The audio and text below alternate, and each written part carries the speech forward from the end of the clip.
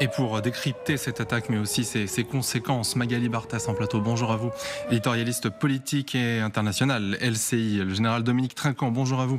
Ancien chef de la mission militaire française auprès de l'ONU, Claude Blanche-Maison, bonjour à vous. Bonjour. Ancien ambassadeur de France, Martine Gozlan, bonjour à vous également. Vous êtes grand reporter spécialiste du monde arabe et de l'islam.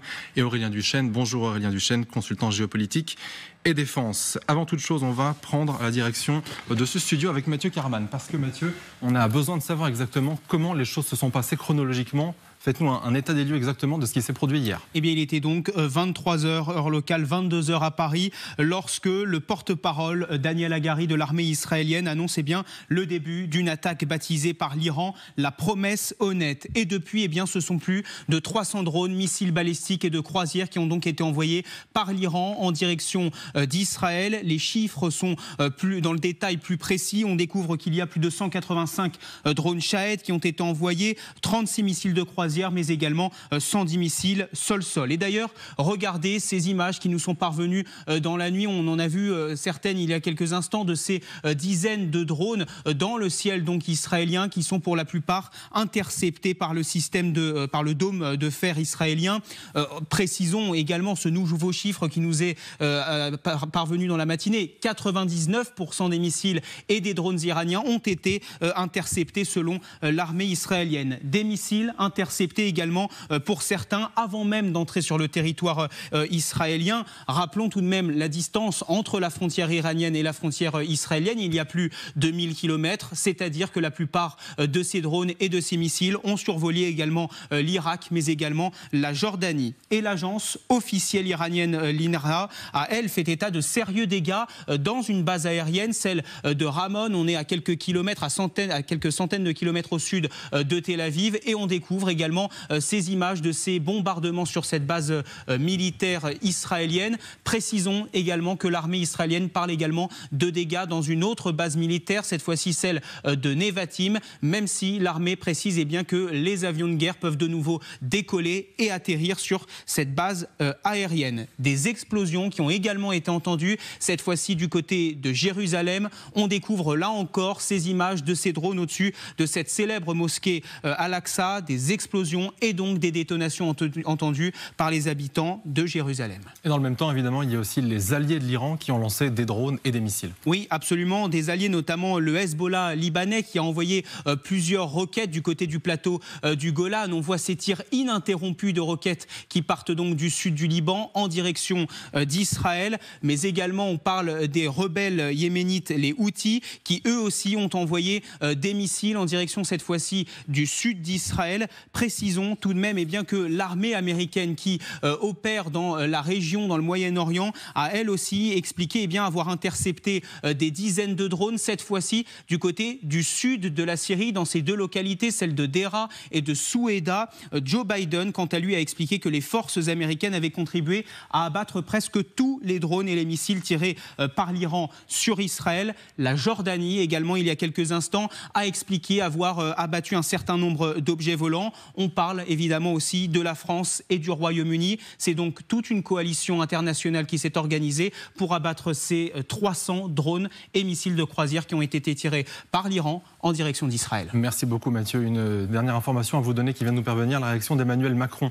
Emmanuel Macron qui a tweeté il y a quelques instants et qui condamne évidemment avec la plus grande fermeté l'attaque sans précédent lancée par l'Iran contre Israël qui menace de déstabiliser la région.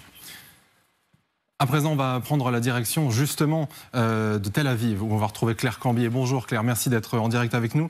L'attaque est apparemment terminée, en tout cas pour l'instant, on le disait. Comment on réagit et comment réagissent encore les Israéliens ?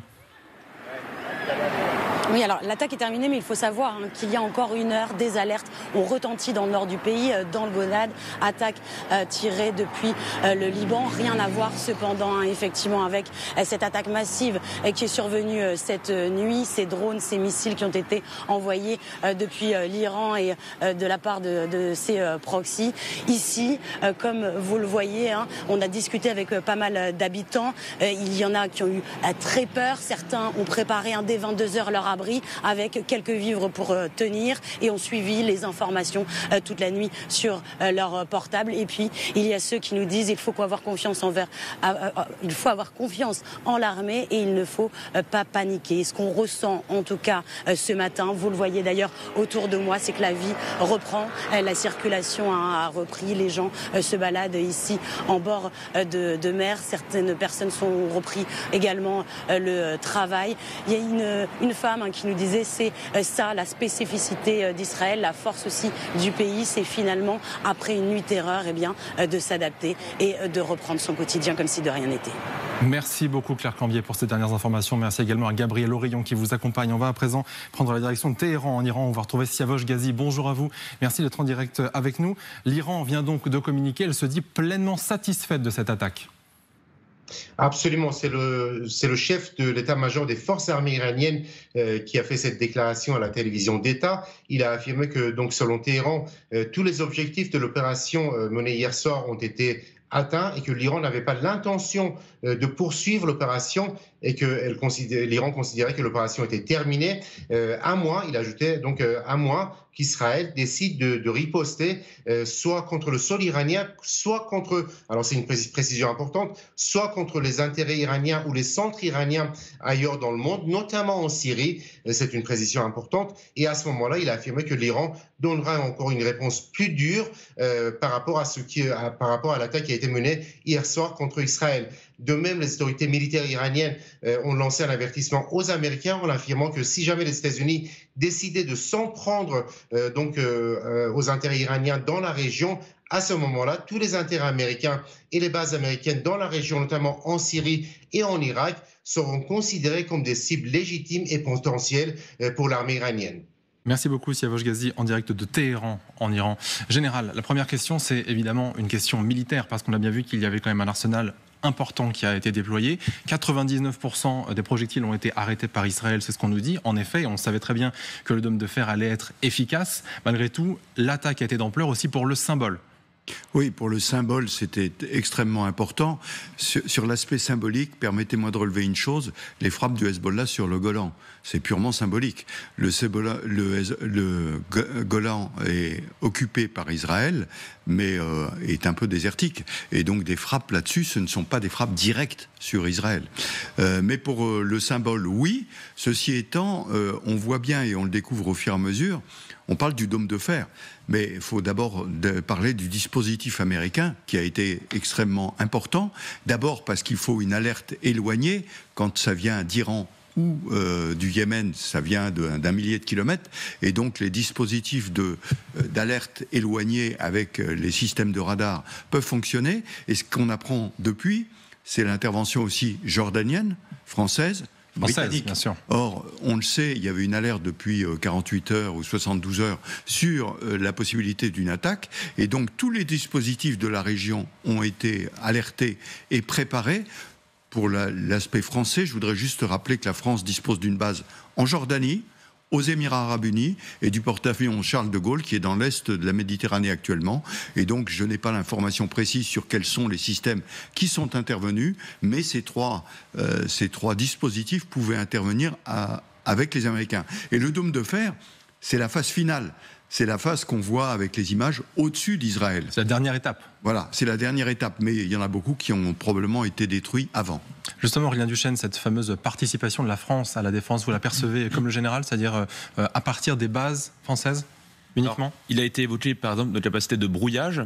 À voir lesquels ont été utilisés, cette capacité de guerre électronique. Il y a également dans le dispositif français, donc les Émirats Arabes Unis, nous avons des Mirage par exemple, mais il n'y a pas d'indication qu'il y aurait une participation comme celle des Britanniques et des Américains qui, eux, auraient abattu des drones en vol avec leurs avions. Et il y a également enfin notre dispositif, alors là, on est plutôt dans le domaine maritime au large de Djibouti.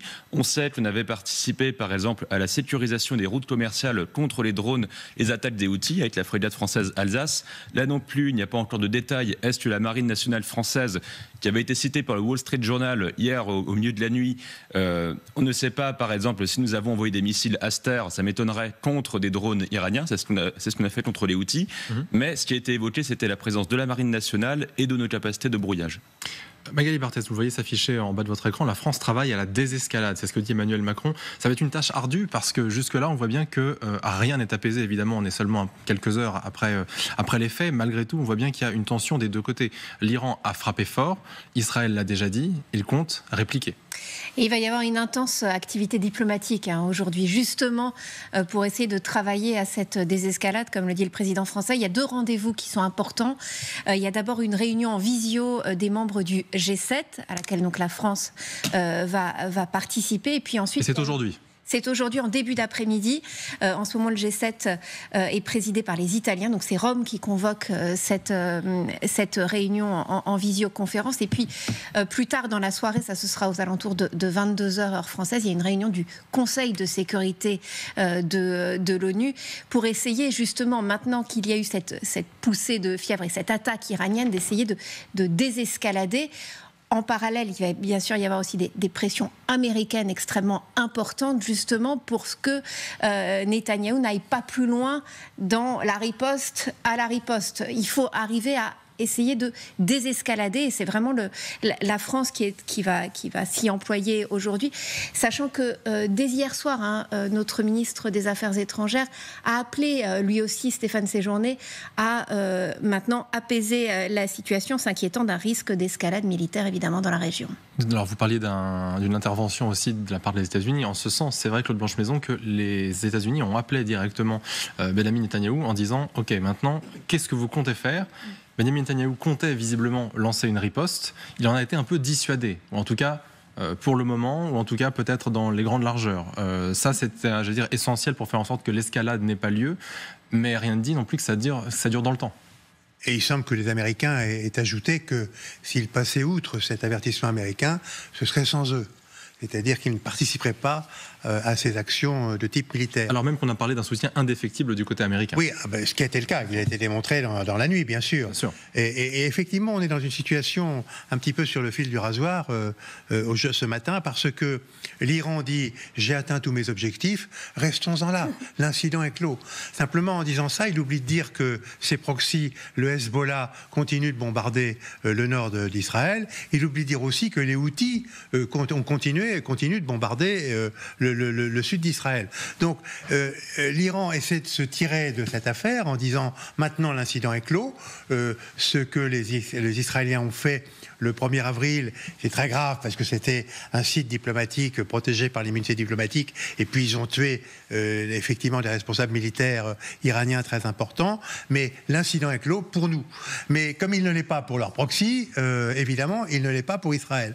Et moi je pense que effectivement cette activité diplomatique qui se développe aujourd'hui et la pression américaine vont avoir beaucoup de mal à empêcher toute réaction israélienne.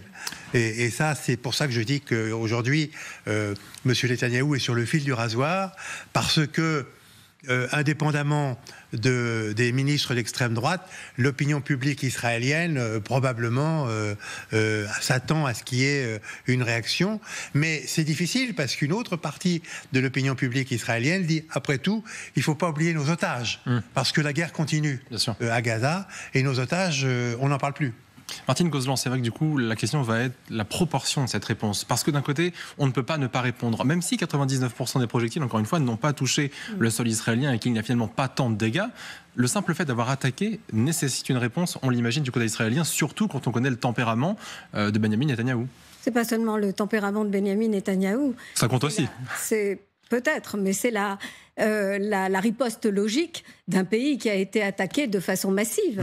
Et si, alors là, on est dans une perspective où 99% des drones armés, des missiles et des missiles de croisière ont été interceptés, mais c'est grâce aux alliés d'Israël, tandis que en fait, c'était une attaque absolument considérable. C'est une attaque considérable. Et la façon de baptiser cette promesse honnête, ça montre le cynisme iranien. Mais moi, je voudrais ajouter quelque chose. Le fanatisme n'est pas logique. Les dictatures ne sont pas logiques. Elles testent les dictatures teste le pouvoir de réaction et de riposte des démocraties. Là, nous sommes, attention à ne pas inverser. Il va se passer, Magali, une journée évidemment fondamentale, vous le disiez très bien, pour la diplomatie. Mais ce qui se passe, c'est qu'en fait, nous sommes face à un État hébreu, cerné de toutes parts, face à une puissance iranienne qui est au seuil de l'arme atomique, et que donc, à partir du moment où cette attaque a été lancée, on voit mal ce qui pourrait dissuader l'Iran, s'il n'y a pas de riposte claire, d'aller jusqu'au bout, de se positionner. Mais en fait, donc toutes les cartes sont en train d'être rebattues. Mais si vous voulez restreindre la nature de la réflexion stratégique israélienne au seul comportement ou au caractère de Benyamin Netanyahou serait, à mon avis, un peu restrictif. Parce que là, c'est tout le peuple qui a été attaqué. Donc, et finalement, s'il n'y a pas eu de victime, sauf cette petite fille bédouine arabe-israélienne qui est blessée dans le Negev, c'est que le soutien, effectivement, américain et des alliés a été indéfectible. Maintenant, encore une fois, attention à ne pas inverser la donne.